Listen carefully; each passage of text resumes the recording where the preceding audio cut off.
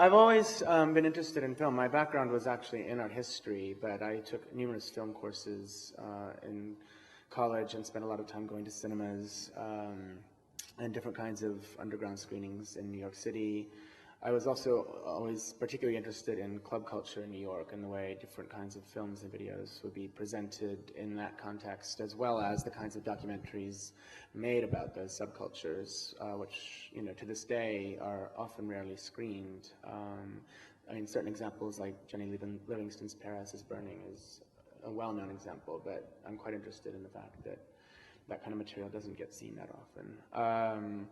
But in general, yeah, it was just something I was always very interested in, and then suddenly became increasingly aware that most visual art institutions really weren't addressing it particularly well. And although almost any museum internationally has now presented a film or a video installation of some kind, frequently they're not very well presented. There's still tremendous ignorance about the technical side of this kind of practice.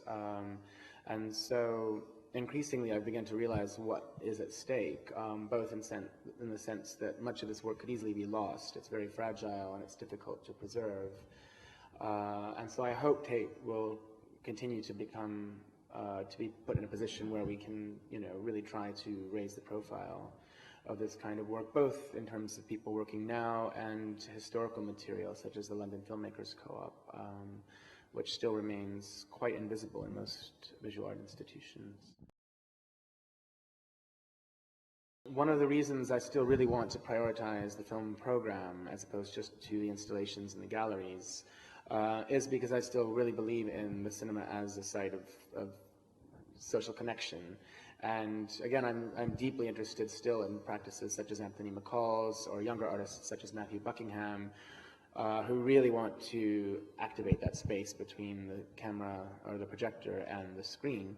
And I think it's quite interesting in a way that the film program here developed out of an education situation, because it is ultimately about discourse. So I think it's quite exciting, when there is a good audience and they get really excited about the work, and it does generate kinds of conversations and an interface with the work that doesn't often exist in galleries. And despite that, a great deal of art practice now for the last 10 or 15 years has focused on what's commonly known as relational aesthetics now, but creating social connections. That's always been a part of the cinema.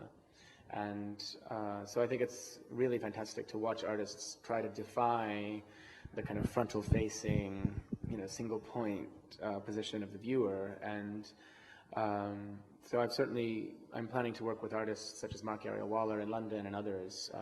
And I've recently written for Matthew Buckingham's show at Camden Arts Center. But I think all of these artists are fantastic in terms of trying to navigate the boundaries between the cinema and the gallery, and how juxtaposing them or sort of merging them even can be really productive for facilitating new kinds of social connections. I think one of the most interesting things about film is that, it's the one medium that possibly wants to embrace advances in technology as much as possible, and yet at the same time likes to court an almost archaic sense of history at the same time. And maybe it is because it's ultimately a looping mechanism in which you're always, taken through time in an elliptical process. But I always find it quite fascinating that, on the one hand, you have film and video makers and new media artists who really want to use the latest technology, and yet at the same time, currently you have so many artists using 16mm film and courting a kind of antiquated romanticism, which can be very tough and rigorous, but at the same time, it definitely has a kind of critical nostalgia for the past. And I think it's endemic to moving image work almost more than any other, just because of what technology can offer the medium.